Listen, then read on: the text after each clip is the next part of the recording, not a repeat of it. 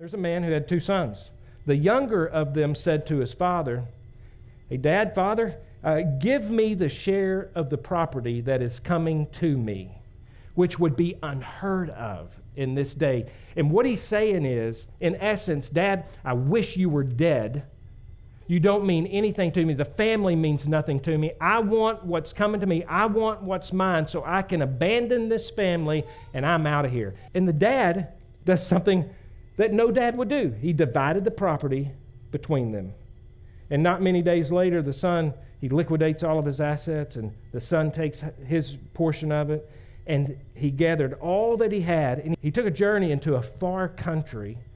And in that far country, he wasted it all. He squandered everything he had in reckless living. And when he had spent everything, a severe famine arose in that country, and he began to be in need. And so he went and hired himself out to one of the citizens of that country, and they hired him and sent him into the fields to feed pigs. And he says he was longing to be fed with the pods the pigs ate. It had gotten so bad. He's like considering, I could eat this and fill my belly. I mean, he's at the lowest point of his life.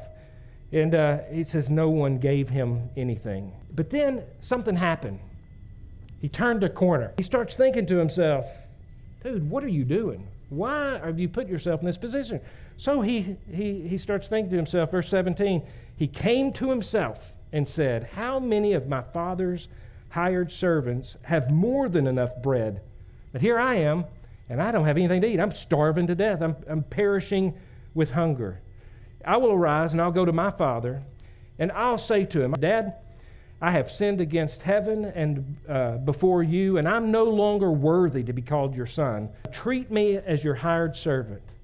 So verse 20, he rose and he came to his father, but while he was still a long way off, his father recognizes him. He sees him, and his father feels compassion and ran. His father embraced him and kissed him. And the son says, Father, I've sinned against heaven and before you. I'm no longer worthy to be called your son.